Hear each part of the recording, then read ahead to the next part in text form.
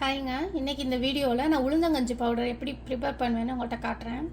இதுக்கு ஃபஸ்ட்டு நம்ம உளுந்து நான் 1 கப் எடுத்திருக்கேன். கருப்பு உளுந்து இல்லை வெள்ளை உளுந்து எது வேணால் எடுத்துக்கலாம். எனக்கு கருப்பு உளுந்து இல்லை, அதனால நான் வெள்ளை உளுந்து எடுத்திருக்கேன். இது 1 கப் எடுத்திருக்கேன். எந்த கப்பில் எடுக்கிறீங்களோ அதே கப்பில் 1/4 கப் வந்து அரிசி எடுக்கணும். இன்றைக்கி நான் வந்து பூங்கார் ரைஸ் எடுத்திருக்கேன்.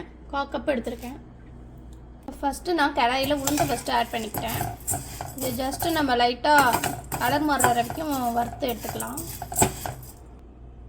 இது மெயினாக பார்த்தீங்கன்னா எனக்கும் என்னோடய பசங்களுக்கும் ப்ரிப்பேர் பண்ணுறேன். இந்த உளுந்தில் பார்த்திங்கன்னா நிறைய கால்சியம், ஃபைபர், ப்ரோட்டீன் அதிகமாக இருக்குது. நம்ம போனுக்கு கூட ரொம்ப நல்லது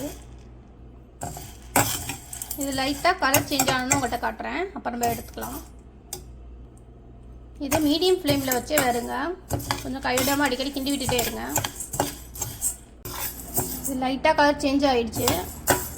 இதை வந்து நான் உங்கள்கிட்ட சொல்ல மறந்துட்டேன். ஃபஸ்ட்டே நான் அரிசியும் உளுந்தும் எடுத்து வாஷ் பண்ணி வெயிலில் காய வச்சுட்டு வந்து வறுக்கிறேன்.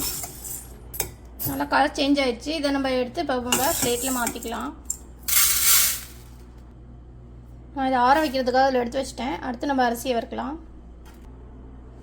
இன்றைக்கி நான் இதில் பூங்கார் ரைஸ் தான் ஆட் பண்ணியிருக்கேன். இதுக்கு இன்னொரு நேம் விமென்ஸ் ரைஸ்ன்னு கூட சொல்லுவாங்க. இது வந்து நம்ம லேடிஸ்க்கு ரொம்ப நல்லது. அயன் கண்டென்ட் இதில் அதிகமாக இருக்குது. அயனும் இருக்குது, ப்ரோட்டீன், எல்லா சத்துமே இதில் அதிகமாக இருக்குது. ஸோ இன்றைக்கி ஒயிட் ரைஸுக்கு பதிலாக நான் இந்த ரைஸ் ஆட் பண்ணியிருக்கேன். நீங்கள் இதுக்கு பதிலாக ஒயிட் ரைஸ் இல்லை கருப்பு கவுனி எது வேணால் ஆட் பண்ணிக்கலாம். இது கொஞ்சம் வறுபட கொஞ்சம் டைம் ஆகும். இதோட நம்ம நட்ஸ் கொஞ்சம் ஆட் பண்ணிக்கலாம். நான் இதில் கேஷ்யூ கொஞ்சம், வால்நட் கொஞ்சம் ஆட் பண்ணிக்கிறேன். உங்கள்கிட்ட என்ன நட்ஸ் இருக்கோ நீங்கள் அதை ஆட் பண்ணிக்கோங்க. வால்நட்டில் ஒமேகா 3 அதிகமாக இருக்குது. நம்ம பிரெயினுக்கும் ரொம்ப நல்லது. ஸோ பசங்களுக்கு கொடுக்குற வசி நட்ஸும் கொஞ்சம் ஆட் பண்ணியிருக்கேன். நான் டைஜஷனுக்கும் ஃப்ளேவருக்கும் ஏலக்காய் ஆட் பண்ணுறேன். நீங்கள் சுக்கும் கூட ஆட் பண்ணிக்கலாம். இதை சிம்லேயே கொஞ்சம் நேரம் வச்சு வருங்க.